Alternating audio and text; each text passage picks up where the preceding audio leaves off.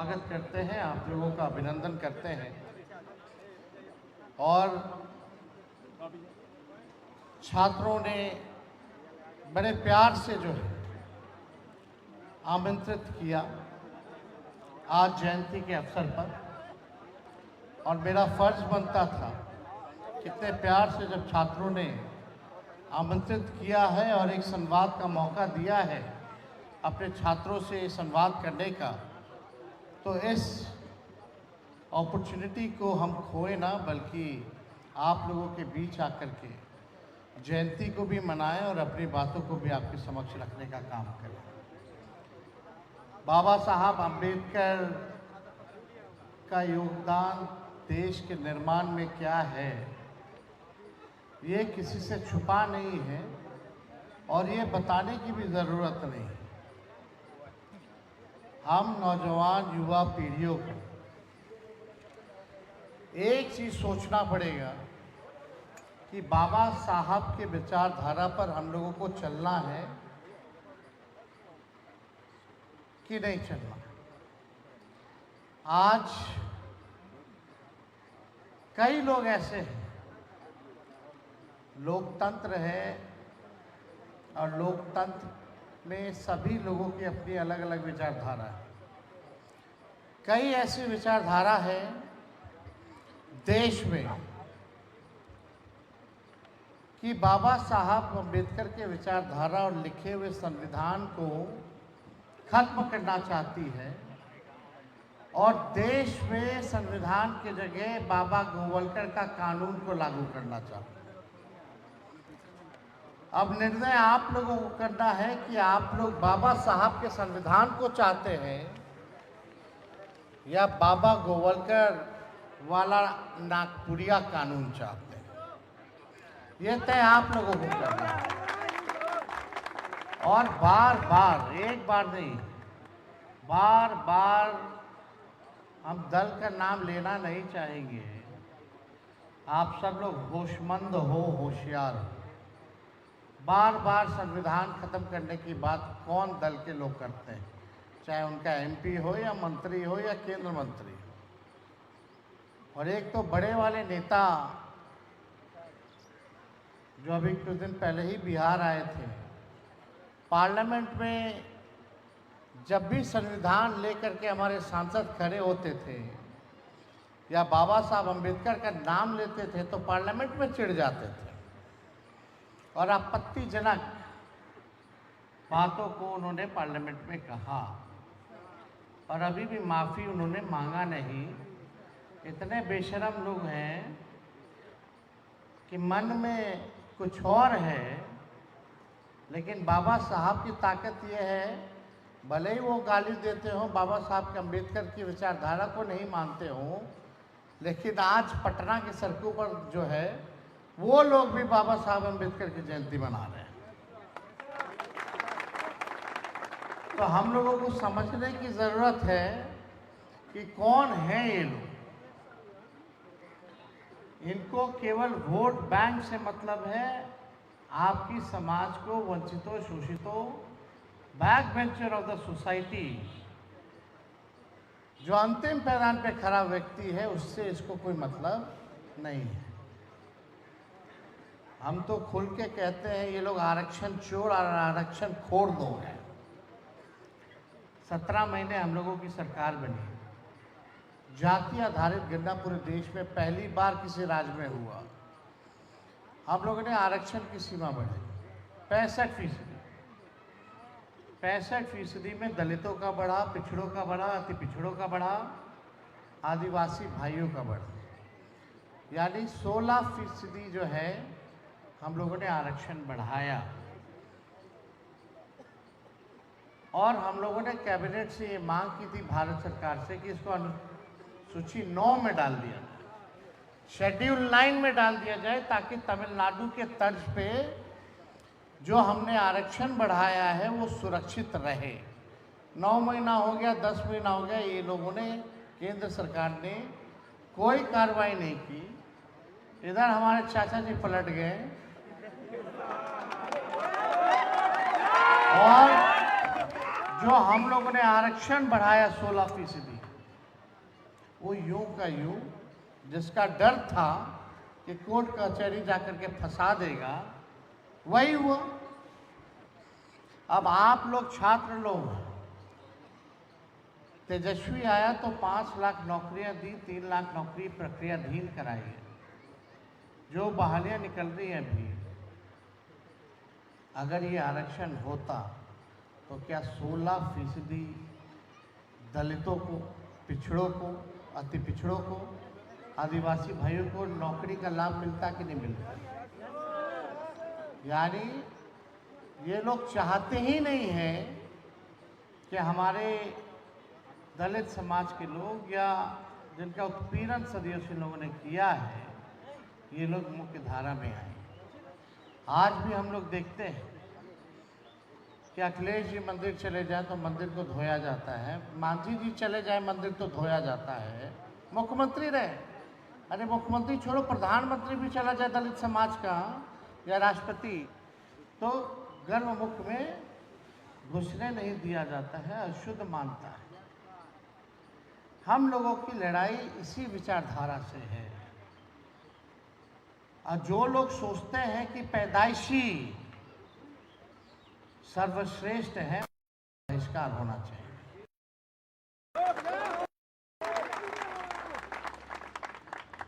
जो लोग अपने आप को सर्वश्रेष्ठ समझते हैं पैदाइशी, हम पूछना चाहते हैं, उनका 4 हाथ है, चार हाथ है क्या?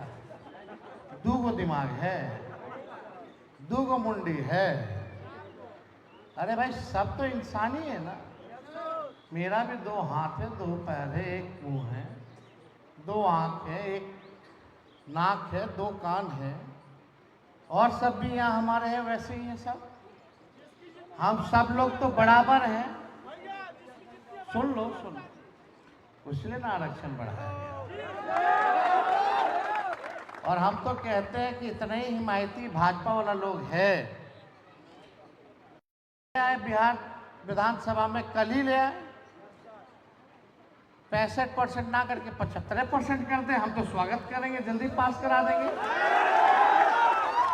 लेकिन केंद्र सरकार को बोलो पार्लियामेंट में खोले, राते में अनुसूची 9 में डाल दे। इस पे कहीं कोई चर्चा ये लोग करने वाला नहीं। आप जाति आधारित गणना कराया, 94 लाख परिवार गरीब निकले। कितना? क्या हो रहा है उनके लिए? अब आपके पास शैक्षणिक से लेकर आर्थिक स्थिति तक पता चल गई, उनकी पूरी एक्सरे होकर के आपके पास रिपोर्ट आ गया, कौन ठेला चलाता है, कौन नाला साफ करता है, कौन दिहाड़ी मजदूर है, कौन भूमिहीन है, कौन बेरोजगार है, किसका झोपड़ी का मकान है, ये सारा साफ हो गया। अब उस आंकड़े का ये लोग कर क्या रहे हैं? जब से भाजपा आई है, हम लोग तो देश भर में जाति आधारित गणना चाहते थे, लेकिन देश में इन लोगों ने मना कर दिया। हम तो खुद प्रस्ताव लेकर के पूरा टीम मुख्यमंत्री जी को लाद के दिल्ली हम लोग लेके गए थे, प्रधानमंत्री से मिले, प्रधानमंत्री जी ने मना कर दिया, नहीं होगा। केंद्र सरकार के मंत्री पार्लियामेंट में बोले कि नहीं होगा, तो हम लोगों ने बिहार में कराया। अब बिहार में रिपोर्टवा जो आ गया, उसका एक कर रहे हैं। सवाल ये होता है, हम लोग थे तो तैयार किए थे कि जो बेरोजगार है, जिसका आय 6,000 से कम है, जो गरीबी रेखा के नीचे पाए जाते हैं, 94 लाख ऐसे परिवार, जिसको काम धंधा नहीं है, वैसे परिवार को 2 लाख रुपया दे के हम लोग मदद करेंगे। जो भूमिहीन है उसको ज़मीन लेने के लिए 1 लाख रुपया और पक्का मकान बनाने के लिए 1,20,000 रुपया हम लोग देंगे। उस योजना का क्या होता है? कोई सवाल तो अब आप लोगों को पूछना पड़ेगा। सबसे ज़्यादा गरीबी तो दलितों में है, आदिवासियों में है, अति पिछड़ों में है, पिछड़ों में है। तो मेरा ये कहने का तात्पर्य है, वहाँ भी लोग बड़े हैं, कई पार्टियां, दलित पार्टियां भी बनी हैं। कल तक मोदी जी को लोग गाली दे रहे थे, मोदी जी मंत्री बना दिए तो सब मोदी जी भगवान हो गए उनके लिए। क्यों नहीं आरक्षण की बात करते? क्यों नहीं देश में जाति आधारित गणना की बात करते हैं? क्यों नहीं गरीबी बेरोजगारी के बारे में ये लोग बात करते हैं? क्यों नहीं पलायन रोकने के बारे में बात करते हैं?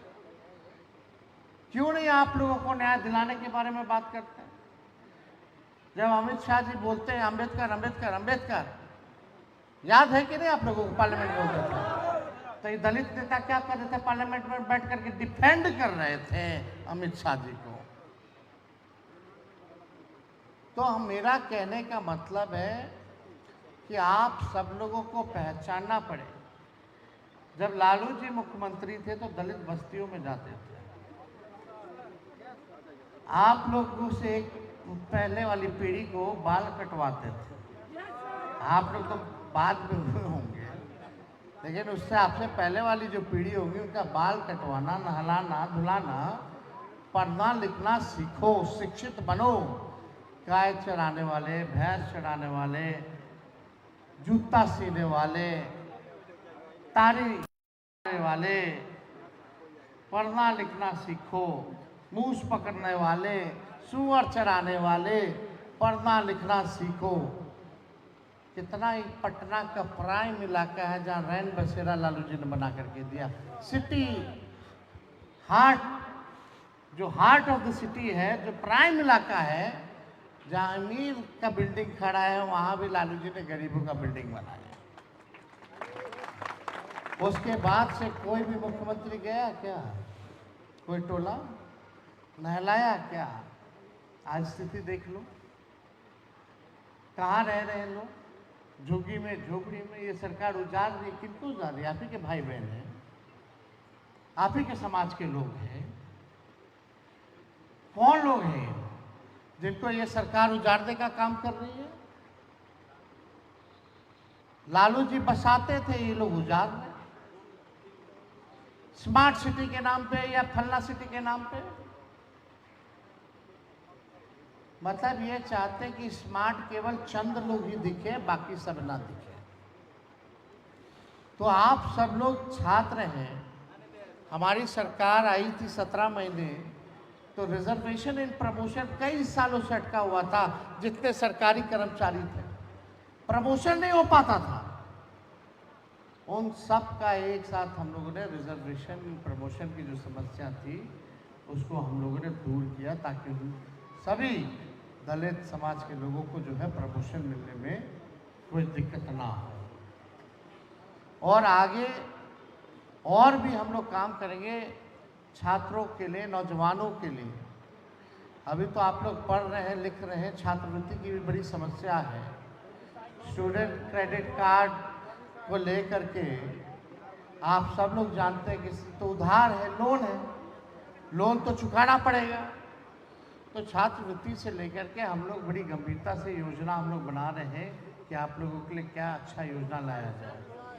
और हमने ऐलान खुद ही कर दिया है कि इस बार नौकरियां जब मिलेंगी, हमारी सरकार आएगी तो लाखों में नौकरियां मिलेंगी, लेकिन वो पूरा 100% डोमिसाइल हम जो है लागू करने का काम करेंगे। ताकि हम लोगों की कोशिश थी कि डोमिसाइल लागू किया जाए, लेकिन कोर्ट कचहरी में ये मामला कई बार अटका। लेकिन इसका भी हम लोगों ने अब रास्ता जो है निकाल लिया है, और निकालने के बाद ही हम लोग जो है इसका ऐलान 2 महीने पहले हमने किया था युवा चौपाल में, पटना में अभी मिलर हाई स्कूल में युवा चौपाल। और यही नहीं, तेजस्वी के टाइम कोई पेपर लीक नहीं होता था। अभी आप लोग जाइएगा तो फॉर्म का फीस कितना हो गया है? नौकरी के लिए बढ़िएगा तो बढ़ गया है ना। तो जब तेजस्वी आएगा तो फॉर्म फीस माफ हो जाएगा। और यही नहीं, आपके घर से लेके परीक्षा केंद्र से लेके घर, आपको किराया देने की जरूरत नहीं है। और युवा आयोग का भी हम लोग जो है गठन करेंगे। लेकिन आप सब लोगों से यही कहेंगे, आज अंबेडकर जयंती है, तो सामाजिक न्याय का सही में पक्षधर कौन है और सामाजिक न्याय के लिए कौन लड़ रहा है, ये आप लोगों को पहचान करने की ज़रूरत है। और हम सब पिछड़े हों, अति पिछड़े हों, दलित भाइयों को या अल्पसंख्यक भाइयों को अब एकजुट होने की ज़रूरत है। सरकार खटारा, सिस्टम नकारा, सीएम थका हारा, लोग कर रहा मारा मारा, ये सच्चाई है। 15 साल पुराना गाड़ी पे आप बैठिएगा, सरकार अनुमति नहीं देती है क्योंकि प्रदूषण देता है, खराब हो जाता है, खटारा हो जाता है, धुआं छोड़ता है। अब ये सरकार सोचो 15 साल नहीं 20 साल पुरानी हो गई है, खटारा होगी। अगर आगे बढ़ना है, तरक्की पानी है, विकास पाना है, तो आपको गाड़ी बदलना होगा। खटारा गाड़ी से तेज रफ्तार के साथ अगर विकास करना है तो नई गाड़ी में आप लोगों को आना होगा। तो आप सब लोग निमंत्रण दिया, आप सभी लोगों को, आयोजकों को दिल से धन्यवाद देते हैं, बधाई देते हैं और अपनी बात को यही विराम देते हैं। एक बार सब लोग नारा लगाएं, बाबा साहब अमर रहे, संविधान की रक्षा कौन करेगा, बाबा साहब अमर रहे, जय भीम। बहुत बहुत धन्यवाद। जय हिंद, जय भारत। चलिए क्या भैया का आग्रह है छात्रावास के कुछ वरिष्ठ छात्र